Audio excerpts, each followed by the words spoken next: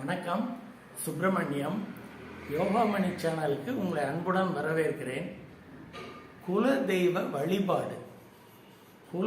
வழிபாடு சம்பந்தமாக ஏற்கனவே சில வீடியோக்களில் பார்த்துருக்கோம். மேலும் சில செய்திகளை இப்போ பார்க்கலாம். வணக்கம். திருமதி சுப்பிரமணியம். நம்ம ஏற்கனவே ஒரு 2 வீடியோ குலதெய்வ வழிபாடு பற்றி பேசியிருக்கிறோம். அதில் குலதெய்வ வழிபாடுங்கிறது எவ்வளவு அவசியம், எவ்வளவு இன்றியமையாதது, குலதெய்வ வழிபாடு பற்றி காஞ்சி பெரியவர் என்ன சொல்லியிருக்காரு அதெல்லாம் பார்த்தோம். அப்புறம் குலதெய்வத்தை எப்படி தினமும் வணங்கணும், வருடம் ஒரு முறை கோயிலில் போய் வணங்குறதுக்கு உகந்த நாட்கள், அந்த தகவல்கள் பார்த்தோம். அதுக்கப்புறம் குலதெய்வ கோயிலில் சென்று எப்படி வழிபாடு நடத்தணும் அந்த தகவல்லாம் பார்த்தோம் இல்லைங்களா? அதாவது என்ன பார்த்தோம், அபிஷேகம் பற்றி பார்த்தோம், பூஜை பொருள்களை பார்த்தோம். ஆமாம்.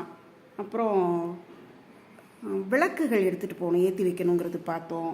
அப்புறம் வஸ்திரங்கள், மாலைகள், பூக்கள், பொங்கல் வைக்கணும்னா அதுக்கு என்ன செய்யணும் அது பார்த்தோம். அப்புறம் அவங்கவுங்க வழக்கப்படி, அந்தந்த கோயில் வழக்கப்படி பால் குடம் மாவிளக்கெலாம் எடுக்கிறாங்கன்னா அதை என்னன்னு பெரியவங்ககிட்ட கேட்டு தெரிஞ்சுக்கோங்கிற விவரம்லாம் சொன்னோம். இப்போ இன்னைக்கு அடுத்ததாக குலதெய்வத்துக்கு நம்ம அடுத்தது வழிபடுறப்போ ஒரு முக்கியமான விஷயத்தை பற்றி நீங்கள் இன்னைக்கு சொல்கிறேன்னு சொல்லியிருந்தீங்க, அது சொல்லுங்கள். இப்போ திருமணம் அப்படின்னாக்க நம்ம பத்திரிக்கை அடித்து முதல் பத்திரிக்கையை குலதெய்வத்துக்கு மாலை, வெத்தலை, பாக்கு அதெல்லாம் எடுத்துகிட்டு போய் முதல் பத்திரிக்கையை குலதெய்வத்துக்கு வச்சு வழிபட்டு அப்புறம் மற்றவங்களுக்கு கொடுக்கலாம். அதாவது இப்போ ஒரு வீட்டில் ஒரு திருமணம் நடக்குதுன்னா பத்திரிக்கை அடித்து வந்துடும். வந்தோடனே நம்ம என்ன செய்யணும்னா வெற்றிலை பாக்கு, பூ, பழம், தேங்காய், வெற்றிலை பாக்கு, பூ, பழத்தை வச்சு எடுத்துக்கிட்டு முதல் பத்திரிக்கை குலதெய்வத்துக்கு தான் வைக்கணும். இது ரொம்ப முக்கியம். இது யாரும் மறந்துடாமல் செய்கிறோம். இது அநேகமாக எல்லாரும் செய்துட்டு இருப்பாங்க. இருந்தாலும் நம்ம இந்த தகவல்களோட இதை முக்கியமாக சொல்கிறோம். அடுத்தது முடி காணிக்கை. குழந்தைகளுக்கு முதல் முடி காணிக்கை குலதெய்வம் கோயிலில் தான் கொடுக்கணும் கண்டிப்பாக. ஏன்னா இந்த குலதெய்வம் கோயிலில் முடி காணிக்கை கொடுத்துட்டு தான் வேறு எதுவும் வேண்டியிருப்பாங்க. இப்போ பார்த்தீங்கன்னா இப்போது அம்மா வழியில் இப்போ குலதெய்வங்கிறதே கணவன் வழியில் வர்ற குலதெய்வம் தான். நம்ம பெண்கள் வழியிலையும் குலதெய்வம் கோயிலுக்கு முடி இறக்கணும் அல்லது வேறு ஏதாவது இஷ்ட தெய்வம் கோயிலெல்லாம் வேண்டியிருப்பாங்க. ஆனால் முதல் முடி காணிக்கையை குலதெய்வம் கோயிலில் கொடுத்துட்டு அதுக்கப்புறம் மற்ற கோயில்களில் கொடுக்கலாம். இதுதான். அப்புறம் காது குத்துறது அவசியம் குலதெய்வ கோயிலில் தான் குத்தணுமா? அப்படிலாம் கிடையாது. காது குத்தல் முடி காணிக்கைய கோயிலில் இது பண்ணிட்டு காது குத்தல் எங்க வேணாலும் இது பண்ணலாம். வீட்டில் வச்சுக்கலாம், வேறு இடங்கள்ல வச்சு காது குத்தலாம். அங்கே குலதெய்வ கோயிலில் வச்சு காது குத்தலாம்.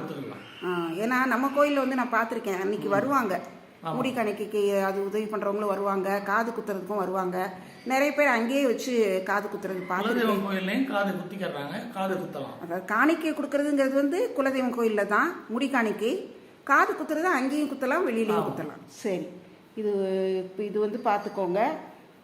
அடுத்தது நீங்கள் முக்கியமாக இன்னொன்று சொல்கிறேன்னு சொல்லியிருந்தீங்க. அதாவது குலதெய்வத்துக்குன்ட்டு நம்ம வீட்டில் ஒரு உண்டியல் வச்சிடணும். அந்த உண்டியல்ல எப்போதுமே முதல்ல சம்பளம் வாங்கிட்டு வந்த உடனே நம்மளால இயன்றத முதல்ல உண்டியல்ல போட்டுருங்க. போட்டுட்டு மற்றதெல்லாம் அதுக்கப்புறம் பாருங்க. அது தொண்டு பழக்கத்தை உண்டு பண்ணிடுங்க. அதாவது எவ்வளவு தொகை போடணும்லாம் கட்டாயமா? எவ்வளவு தொகை போடணுன்றதெல்லாம் கட்டாயமே கிடையாது. உங்க மனசுக்கு எவ்வளவு தோணுதோ, உங்களால எவ்வளவு முடியுமோ அதை உண்டியல்ல சம்பளம் வாங்கிட்டு வந்தோம்னா சேர்த்துருங்க. சரி, வேற எப்பெல்லாம் உண்டியல்ல காசு சேர்க்கலாம்? இந்த உண்டியல எங்க வைக்கணும்? பூஜை அறையில வச்சுக்கலாமா? இந்த உண்டியல பூஜை அறையில வைக்கலாம், அல்லது சுத்தமான உங்க துணிமணிகள் இருக்கிற பீரோல வைக்கலாம். சுத்தமான இடத்துல வச்சுக்கலாம், பாதுகாப்பா வச்சுக்கலாம். சரி, அப்புறம் நீங்க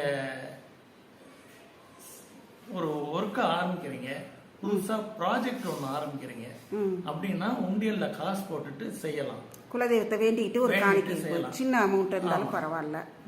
வேற மெடிக்கல் செக்கப்புக்காக ஹாஸ்பிட்டலுக்கு போறீங்க, அப்போ ஒரு உண்டியல்ல ஒரு காணிக்கையை சிம்பிளா போட்டுட்டு நீங்க கிளம்பலாம். இது பார்த்துருக்கேன். வீட்டுல குழந்தைங்களுக்கு உடம்பு சரியில்லைன்னா டக்குன்னு சாமி உண்டியல்ல ஒரு சின்ன காணிக்கையை போடுவாங்க, பார்த்துருக்கேன். அது செய்யறது பழக்கத்துல வச்சுக்கிறது.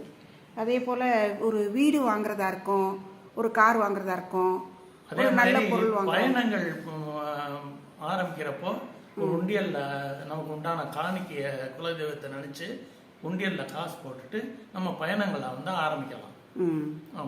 அது ஒன்று. அதாவது இந்த சந்தர்ப்பங்கள் எப்பெல்லாம் நம்ம உண்டியலில் காசு போடணும், அதாவது குலதெய்வத்தை எப்பவும் மறக்கக்கூடாதுங்கிறது தான் சொல்ல வரோம். இது வந்து நம்ம அதில் எவ்வளவு தொகை போடுறோங்கிறதுலாம் ஒன்றும் கணக்குன்னெலாம் கிடையாது, கணக்கே கிடையாது. அவங்க மனசுக்கு தோன்றதை நீங்க தாராளமா செய்யலாம். அதே மாதிரி சொத்துக்கள் வாங்குறப்பவும் ஒரு உண்டியல்ல குலதெய்வத்தை நினைச்சு சாமி உண்டியல்ல காசு போட்டுட்டு சொத்துக்கள் வாங்க, நிறைய பெருகும். உங்களுக்கு உண்டானது குலதெய்வ வழிபாட்டுல வரக்கூடிய இது நிறைய நல்ல பலன்கள் கிடைக்கும். சரி, இப்போ இந்த உண்டியலில் காசு சேருது இல்லைங்களா? ஆமா, இது வந்து நல்லா நிறைய சேர்ந்துருது. இது நம்ம வந்து இது வந்து வருஷத்துக்கு ஒரு தடவை நம்ம வந்து குலதெய்வம் கோயிலுக்கு போவோம்னு சொல்லியிருக்கோம். சிலர் வந்து சிவன் ராத்திரி அன்னைக்கு போவாங்க, சிலர் வந்து பங்குனி உத்திரத்து அன்னைக்கு போவாங்க.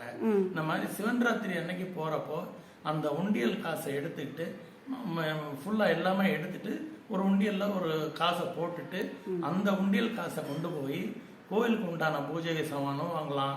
கோயிலுக்கு இல்ல அந்த காணிக்கையிலேயே உண்டியிலேயே போட்டுடலாம், உண்டியல்லே சேர்த்தரலாம். ஏன்னா அது உண்டியில போடுறது தானே காணிக்கையா சேர்த்தோம், அதனால அதுலயே போட்டுடலாம். சரி, அது வந்து அதான் இதில் வந்து நீங்கள் எவ்வளோ காசு போடுறீங்க, எவ்வளோ ரூபா போடுறீங்கலாம் கிடையாது. உங்களுக்கு நம்ம எப்போவுமே மறக்காமல் ஒரு நல்ல காரியத்தை ஆரம்பிக்கிறப்போ, ஒரு நல்லது நடக்கணும்னு நினைக்கிறப்போ, வீட்டுக்கு ஒருத்தங்க ஒரு ஜாதகத்தை எடுக்கிறோம் கல்யாணத்துக்கு, அந்த மாதிரி பத்திரிக்கை அடிக்க கொடுக்க போகிறோம், எதுனாலும் சரி ஒரு குண்டியில் ஒரு சின்ன காணிக்கையை சேர்த்துட்டு அப்புறம் நம்ம ஆரம்பிக்கலாம், நல்லபடியாக நடக்கும். அதுதான் இதில் நீங்கள் சொல்ல வர்றது இல்லைங்களா? ஸோ இந்த வருஷத்துக்கு ஒருக்கா இந்த உண்டியல் காணிக்கை கொண்டு போய் அங்கே கோயிலில் உண்டியலில் சேர்த்துடலாம். இதுதான், இது மறக்காமல் செய்யணும். எல்லார் வீட்லேயும் கண்டிப்பாக குலதெய்வம் உண்டியல்ங்கிறது ஒன்று வச்சுக்கோங்க, அது வந்து ரொம்ப முக்கியம். இப்போ நம்ம வந்து இந்த தகவல்கள் எல்லாருக்குமே ரொம்ப உபயோகமாக இருக்கும். அதுதான், ஏன்னா இன்றைய இளைய தலைமுறைக்கு இந்த விஷயங்கள் வந்து திரும்ப திரும்ப சொல்லப்படணும், திரும்ப திரும்ப பேசப்படணும். நீங்க பெரியவங்களை வந்து அடுத்த ஜெனரேஷன்ல இருக்கிறவங்களுக்கு இந்த செய்திகளை கொண்டு போங்க. அடிக்கடி அடுத்த ஜெனரேஷன்ல வர்றவங்களுக்கு நீங்க எடுத்து சொல்லுங்க. அப்பதான் அந்த குலதெய்வ வழிபாடு வந்து எல்லாத்துக்கும் தெரிய வரும். சரி, ரொம்ப நம்ம நிறைய விஷயங்கள் தெரிஞ்சுக்கிட்டோம். இது உங்கள் எல்லாருக்குமே ரொம்ப பிடிச்சிருக்கும்னு நினைக்கிறேன். இந்த வீடியோக்கள் எல்லாத்தையுமே நீங்கள் உங்கள் எல்லாரோடையும் ஷேர் பண்ணுங்கள், இந்த வீடியோக்களை லைக் பண்ணுங்கள், இந்த எங்கள் சேனலுக்கு சப்ஸ்கிரைப் பண்ணுங்கள். இதை பற்றின உங்களுடைய வேல்யூபிள் கமெண்ட்ஸ் வந்து கொடுங்க. இதை பற்றி உங்களுக்கு வேறு ஏதாவது தகவல்கள் தெரிய வேண்டியிருக்கு, எதுவும் சந்தேகங்கள் இருக்குது அப்படின்னா இந்த கமெண்ட்ஸில் கேளுங்க. எங்களுக்கு தெரிஞ்ச வரைக்கும் நாங்கள் பதில் சொல்கிறோம். உங்களுக்கு இன்னும் மேற்கொண்டு எதுவும் தகவல்கள் சந்தேகங்கள் இருக்குது, தேவைப்படுது, சந்தேகங்கள் இருக்குன்னா அதை வந்து இந்த கமெண்ட்ஸில் கேளுங்க. எங்களுக்கு தெரிஞ்ச வரைக்கும் அதுக்கு உண்டான பதில்களை சொல்கிறோம். கண்டிப்பாக சொல்கிறோம். நன்றி, வணக்கம்.